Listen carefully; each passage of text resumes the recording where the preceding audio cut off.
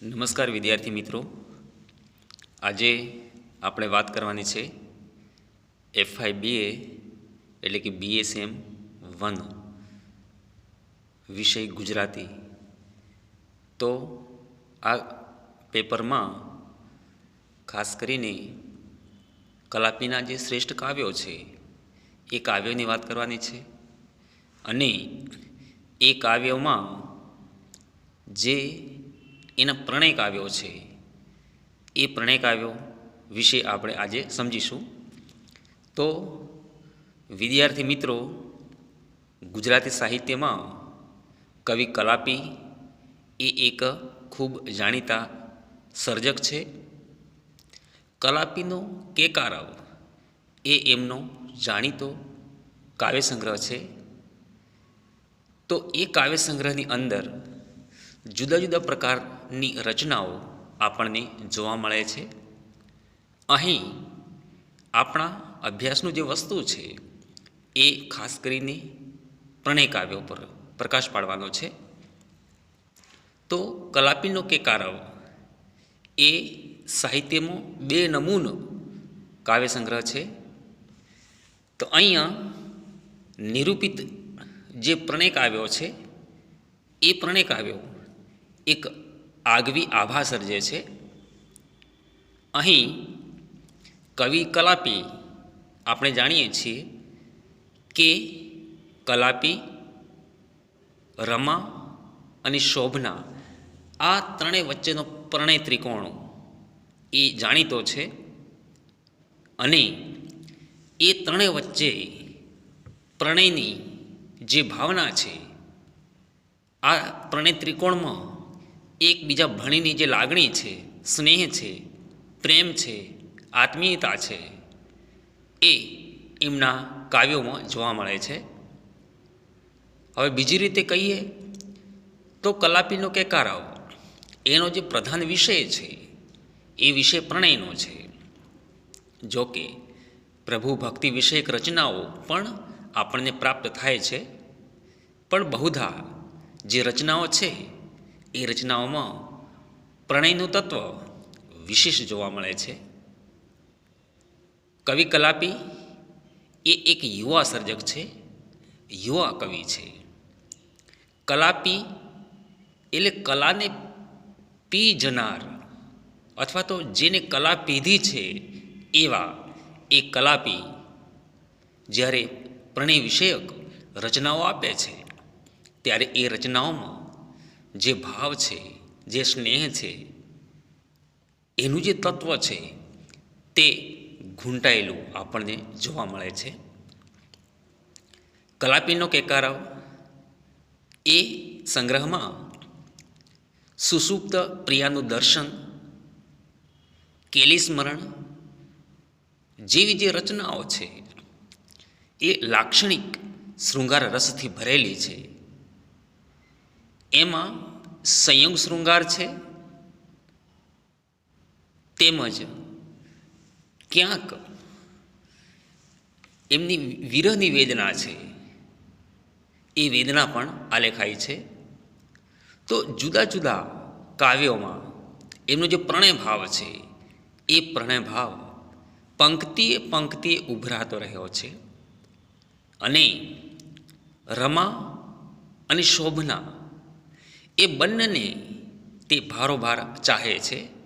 માટે જ ગુજરાતી સાહિત્યમાં આવો પ્રણય ત્રિકોણ અન્યત્ર ક્યાંય જોવા મળતો નથી. અહીં સર્જક એટલે કે કલાપી કહે છે એની પ્રિયતમાને ઉદ્દેશીને કે ચળકાટ તારો એ જ, પણ તું જ ખૂનની તલવાર છે. અને એની એક પંક્તિમાં કલાપી જણાવે છે કે હું જાઉં છું ત્યાં આવશો કોઈ નહીં, 100 દિવાલો બાંધતા ત્યાં ફાવશો કોઈ નહીં. તો આવો એક સર્જક જ્યારે એની રચનાઓમાં પ્રણયને આલેખે છે ત્યારે ભાવકોને એ હંમેશા આકર્ષી રહે છે અને એની રચનાઓ આસ્વાદ્યમય બની રહે છે. જ્યાં તું ત્યાં હું એ પણ એની એક જાણીતી પ્રણય વિષયક રચના છે. આ કાવ્યમાં રૂઠેલી જે પ્રિયતમા છે એ પ્રિયતમાનું કાવ્ય છે આ.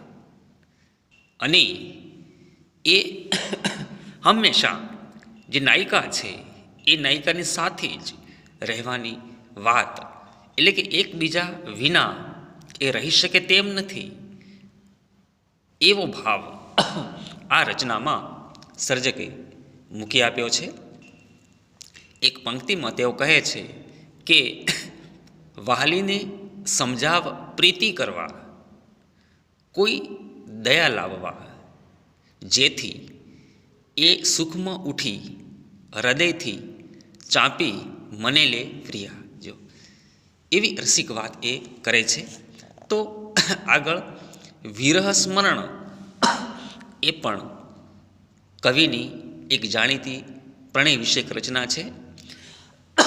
વિરહ સ્મરણ એ કાવ્યમાં જ્યારે એકબીજાનો વિયોગ છે એ વિયોગની વેળા કેવી અનુભૂતિ સર્જકને થાય છે એની રસિક વાત આ રચનામાં કરી છે. કવિ એ નીતિ અને પ્રીતિ, આ જે કવિ હૃદય છે એનું હૃદય એક બાજુ નીતિ છે તો એક બાજુ પ્રીતિ છે. તો નીતિ અને પ્રીતિ એ બંને વચ્ચે એનું હૈયું સતત ઝોલા ખાતું રહ્યું છે. સતત એ બંને વચ્ચે ભીંસાતા રહ્યા છે એમ કહીએ તો પણ કાંઈ અતિશયોક્તિ નથી. સર્જક એક રાજવી કવિ છે એ આપણે જાણીએ છીએ. અને આ રાજકીય કાવાદાઓની વચ્ચે જે કવિ હૃદય છે એ સતત મુરઝાતો રહ્યો છે. અને એટલા માટે જ એ કહે છે કે નથી નથી મુજ તત્વો આ વિશ્વથી મેળ લેતા. તો આ વિશ્વથી એના જે તત્વો છે એ મેળ ખાતા નથી, એવી વાત પણ સર્જકે કરી છે. તો નદીને સિંધુનું નિમંત્રણ એ જે રચના છે એ રચનાઓમાં પણ ભારોભાર પ્રણય તત્વને સર્જકે ઘૂંટી આપ્યું છે. તો અહીં જે કવિ છે એ કવિ નોંધે છે તેમ આ રચનામાં રાજવી કવિના જીવનનો જે પ્રણય ત્રિકોણ છે, એટલે કે રમા, શોભના અને કલાપી, એ પ્રણય જે ત્રિકોણ છે એ વિશેષ ઘેરો અને વિશેષ અણિયાળો બનેલો આપણને અહીં જોવા મળે છે. તો અહીં જે પ્રણય છે એ ભારોભાર ત્રણેય પાત્રો વચ્ચેનો છે. તો હવે તમે અહીંયા જોઈ શકો છો કે એક પંક્તિમાં જ સર્જક કહે છે આ કાવ્યની, તો કે મારી થા તું ફરી ઉછળ ને રેતમો એ પડોથી ના છાજે આ સલીલ મધુરું ધૂળમો રોળવાનું. તો અતિ મોડું એ નામની એક બીજી રચનામાં સર્જક એના પ્રણય જીવનની જે સંઘર્ષમય કરુણા છે એ કરુણાને તેઓ રસિક રીતે આલેખે છે. શોભના એક તરફ પાલક રમા પ્રત્યે બેવફા થઈ શકતી નથી, તો બીજી તરફ જે સર્જક છે અર્થાત કલાપી છે એ કલાપીના પ્રેમને છેહ દઈ શકતી નથી. પણ એણે પ્રેમનો એકરાર બહુ મોડો થયો. એનું વેવિશાળ રમાએ એક ખવાસ યુવક સાથે કરાવી દીધા પછી એનો જે રંજ છે એ રંજ અનન્ય બની રહે છે. એની વાત અતિ મોડું એ નામની રચનામાં કવિએ કરી છે. તો ચાહીશ બેને હું, અર્થાત રમા અને શોભના એ બંનેને હું ચાહીશ. સર્જક કલાપી એકરાર કરે છે. આ પણ એનું એક રસિક પ્રણય કાવ્ય છે કે ચાહીશ બેને હું. તો અહીં કોઈ પણ એક પાત્ર પ્રત્યે એને અલગ પ્રકારનો ભાવ નથી, પણ જેવી રીતે નદીને બંને કિનારા એક સરખા જ વહાલા હોય છે, અથવા નદીને કોઈ પણ એક કિનારા પ્રત્યે વિશેષ અનુરાગ હોતો નથી, એને તો બંને કિનારા એક સરખા જ હોય છે, એક સરખા જ પ્રિય હોય છે. એ રીતે આ જે કલાપી છે એ કલાપીની રમા અને શોભના એ બંને પાત્રો છે, એ બંને પાત્રો તરફ ભારોભાર એક સમાન સ્નેહ છે, કોઈ જ પક્ષપાત નથી. એ વાત ચાહીશ બેને હું એ નામની પ્રણય રચનામાં સર્જકે કરી છે. તો સુખમય સ્વપ્ન એ જે રચના છે એ રચનાઓમાં ખાસ કરીને સર્જકે